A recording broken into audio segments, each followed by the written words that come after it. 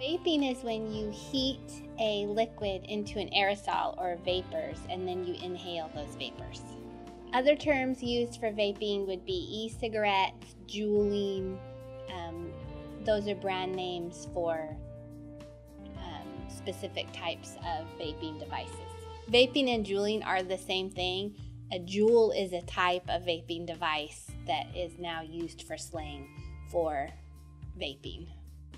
Well, one of the things that happens with vaping is the idea that it's not real smoke and that smokeless makes it safe. But that's not the case at all. The same health risks are going to happen as with tobacco, and lots of times if people start vaping, even though they think it's safe and it's not, they will end up going to cigarettes and other drugs after that. So pretty much anything that goes into liquid form can be vaped. So that would include THC or marijuana extract, methamphetamine, heroin, cocaine, anything that can be put into a liquid can be vaped. Small vaping devices such as the Juul are good for concealing and hiding from your friends, so that's why they appeal to the teenager. For minors to purchase vaping devices, while they are illegal to purchase themselves, they can purchase them online, they can have friends purchase them for them, they can pay somebody for these devices, so there's many ways that minors can still purchase them. Vaping is dangerous because you don't necessarily know what that liquid is that you're inhaling. It also contains upwards of 4 times as much nicotine as one cigarette. In addition, you can have side effects from the liquid itself. For your lungs, you could have something called wet lung, which is when mold and bacteria grows in your lungs from inhaling vapors. So inherently, vaping is quite dangerous. Whenever a parent is concerned about a child's behavior being different, if it's they're not going to school on time, they're spending their money on things that are unexpected, their friends have changed, their grades have changed, they're maybe not showing up for work like they're supposed to, any kind of change in behavior will tell the parent that something's going on.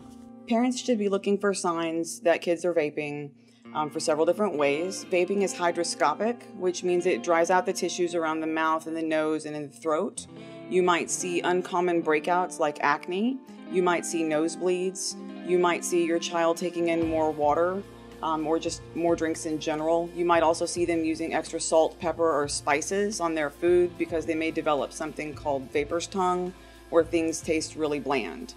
You might find that money may be missing from your house, or they're asking for extra money in order to purchase their vapes. You would want to look for things around your house that look like USB ports. Vapes now are very small and concealable and easy to hide, and they tend to look very small and thin. You may also smell something different on your teen or in their clothes or in their backpack that may smell a little fruity. A lot of the vapes have kind of a fruit flavor with them. There are 3 categories of drugs. There's stimulants, depressants, and hallucinogens. And most of our illegal drugs fit into those 3 categories. For marijuana specifically would be a hallucinogen. A depressant would be alcohol or any sort of opiate. And a stimulant would be cocaine or methamphetamine. One of the most common problems is the opiate crisis, and many times that starts when a child has a broken bone or has had some surgery and they get on an opiate to kill the pain, and then what happens is they get addicted to that, and that goes from being an over-the-counter drug to maybe stealing those kind of drugs from a friend's medicine cabinet or their parents, and then it becomes unaffordable. The doctor's not going to refill a prescription, and then it'll go to heroin to try and get that same kind of high, and we all know how dangerous that is. So it's really a huge crisis in America today, and one of the things that's happening is physicians are being encouraged not to prescribe them at all to avoid the addiction. For teenagers' brains, they haven't fully developed. So any sort of drug that inhibits the brain function would be dangerous for a teenager. So that would include marijuana, which is considered a hallucinogen.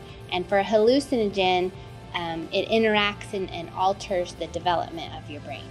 With prescription drugs, what we see a lot more of is kids using Adderall. A whole lot of pressure here as far as competing and being number one straight A's, maxing out, things like that will tempt a kid to taking a stimulant to try to keep staying awake or keep focused. Downside of that is that they then are pretty anxious after that, and so they tend to use Xanax or what they call bars. So I would be watching for those two. Illicit drugs, we see a lot of marijuana, and we are seeing some cocaine here in Coppell. The properties of marijuana and the way that it affects your brains, it can be addicting. It just is a different type of addiction as a traditional drug such as an opiate or a stimulant. So because marijuana is a hallucinogen, it has different properties, but in high doses, in frequent use, it can still be very addicting.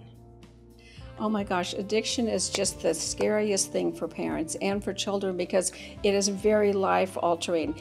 When a child becomes addicted to a drug, that means that they're just obsessive, they're just compulsive about getting that high and having that high, so much so that they don't care about a love relationship, they don't care about school, they don't care about their friends. Their whole purpose in life is to get that high. The number one source for teenagers to get their illegal drugs would be from their friends and from their parents. When we use prescription drugs legally as prescribed from a physician, sometimes we don't complete and finish the prescription and we leave it in our cabinets, and that would be the number one place where teenagers would get their drugs to abuse.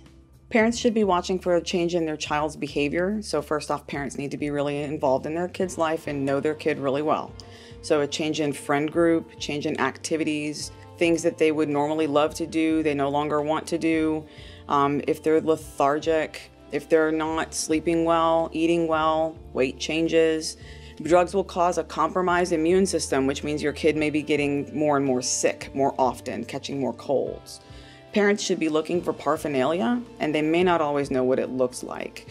Vapes, like we mentioned earlier, are super small and look like USB ports now. Parents aren't really looking for that stuff. With drugs, it's a little more obvious. If they're using marijuana, things like that, you may find rolling papers, you may find tins that they're keeping it in. If they're using something other than that, you may look for syringes, teaspoons that look like they've been burned.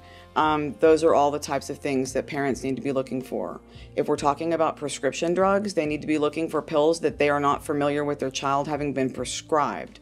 Pills that aren't part of the child's normal routine, or you haven't seen that pill in your kid's medicine cabinet before, because that means they may have picked it up either on the street or from a friend. Some signs that your kids are doing drugs is a big change in their eating habits, a big change in their friends, and also a big change in where they go, how long they're gone, their school performance, and even how they talk to you. A lot of times you can see a difference in the way they dress and how their hygiene is.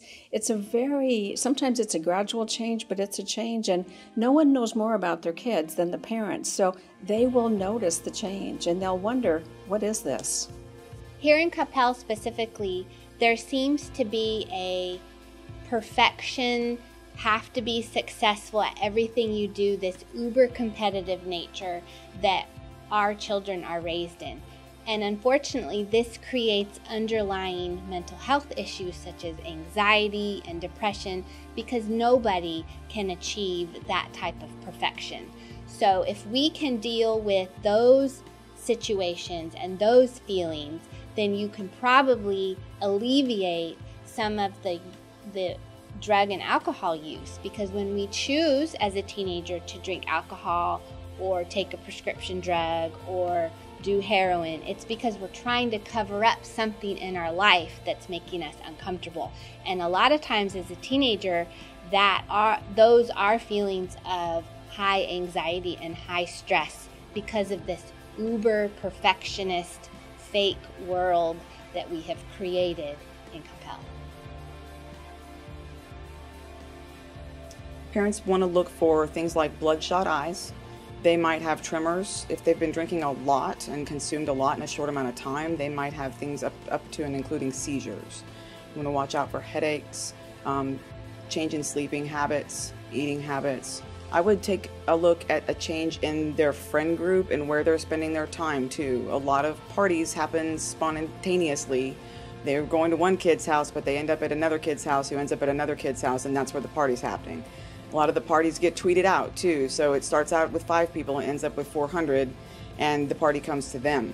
So sometimes the kids don't always know it's going to happen, but sometimes it happens spontaneously around them and they still partake. So being a part of your kid's life and their friend group and understanding where they're at and what they're doing is a really big part of it. You're going to still look for changes in their grooming habits, hygiene. Are their grades slipping? Are they changing up their daily habits to include isolation? Alcohol is a depressant, so you're going to take a look for signs of depression, sleeping too much or not sleeping at all, eating too much or not eating at all, things like that. You want to keep an eye on if you have alcohol kept in your home, your teen might be using it and watering it down and watering down your supply. If you see your teen with a water bottle frequently, vodka is typically slipped into water bottles because it doesn't have a smell and it's clear and can often be mistaken for water.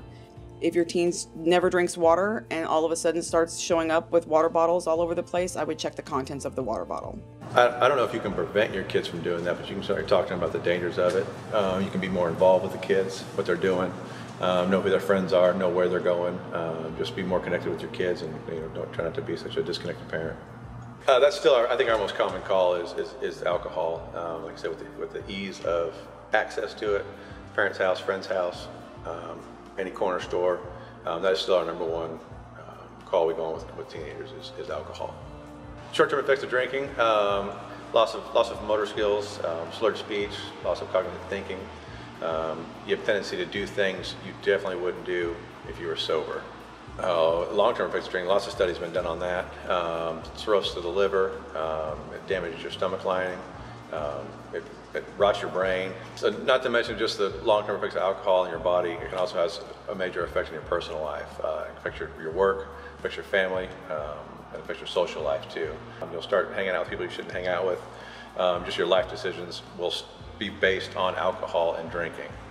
The scariest thing in the long range is that if anyone that gets addicted to anything, whether it's alcohol, drugs, cigarettes, it's a lifetime issue trying to get unaddicted, fighting that addiction, fighting that wanting to have that feeling. And so if we as parents and we as a community can reach out to prevent any of that from happening by being a good example, by not having it available, by not hosting parties where kids are drinking at your house, where you're standing up for what you know is the best thing for your child. There's many definitions of alcohol poisoning, but basically as you ingest alcohol, it's a central nervous depressant, which slows your breathing, so it slows your heart rate, and it basically just poisons your body, so you can absolutely die from it, and that has happened several times here that I've seen. Binge drinker is someone who has a purpose to get drunk. If they go out and drink 5 or more drinks within a 2-hour time frame, their purpose is just to get drunk. It's no longer social drinking, which most people can and do as far as being adults of legal age, but binge drinking is the purpose to get drunk. Clearly, is the medical aspect of it, the alcohol poisoning. That's where most kids get alcohol poisoning from, is binge drinking, whether they do beer bonging, whether they're playing beer pong, or just doing shots. That's where the binge drinking starts. Not to mention when they get in their car, if they do, and drive home, then that's usually when the police will get involved, and prison, jail, and heaven forbid you hurt somebody, but it snowballs from there. What constitutes one drink is 1 glass of beer, 1 glass of whiskey, 1 glass of wine, or 1 shot of whiskey. That's technically 1 drink. And no, 1 drink, if you're underage, is not safe, because it can lead to 2 drinks, which can lead to more, and then it goes on from there. Even after 1 drink, you can still get arrested for DUI. Even though you're not legally intoxicated, you are impaired. So 1 drink is the same as being intoxicated, especially if you're a teenager. Lose your license. You can go to jail, and you can absolutely do community service. Alcohol is absolutely a depressant. It slows your heart rate down. It slows your breathing down. It slows all your bodily functions down to a point where if something happens, let's say if you do throw up, your body can't protect itself like it would if you were sober. The way people die from alcohol, obviously in car wrecks, that's the #1 cause of car accidents, is under the influence. People dying in their sleep, they drink too much, they will vomit and end up drowning in their own vomit. Like I said, they do ridiculous things when they've drank too much. Like I said, their reasonable thinking goes out the window, and they're more likely to do things they absolutely wouldn't do if they were sober. With the help of rehab, with the help of family and friends, counseling. There absolutely is ways out there to break the cycle, but the person who is attending the classes and doing the rehab has to make a change, has to be willing to make that change. Well, the word confront automatically implies that this is going to be an adversarial conversation. And if you approach it like that, it's going to shut down your teen. The key to having a good conversation with your teenager is having communication with them. If you approach them like they've done something wrong, then they're probably going to act like they have. I would want you to create an atmosphere in which your teen can come to you about anything, knowing that you're not going to flip your lid. Now, as a parent myself, sometimes that's super hard. So we have to keep ourselves in check, which is typically fear-based responses. Typically when parents flip out like that, it's because we're scared of what we think we're about to hear, or we're scared of the implications of what we think our kid might have done or where it's headed. And we do a lot of mind game reading. We need to stop that, and we need to stay in the moment and listen to our children and what they're trying to tell us. Typically they're pretty scared and they just need somebody to listen to them and problem solve. If you become reactive as a parent, you're not going to be able to stay in that headspace. And the minute your kid sees you react, they're going to shut down. They're already scared to come talk to you about things. So that's a difficult step for them to take to begin with. If you react, they're going to quit talking pretty immediately. Many times parents, when we get upset that our child's doing something, we want to confront them about that situation. But what happens and what we should do is reach to them with our heart, with our understanding, with our looking for them for the pain that they're having. For example, if your child broke their leg, you wouldn't get mad at them, you wouldn't get upset with them, you would get them the help that they need. Same thing for when they're doing some risky behaviors. You approach them as, I'm so concerned about what's going on, help me understand. I'd really like to know what's going on with you. Those are the kind of approaches that a kid can actually respond to and give an answer to. Whereas confronting your child is just going to cause a big conflict and no one's going to want to talk to each other in a short amount of time.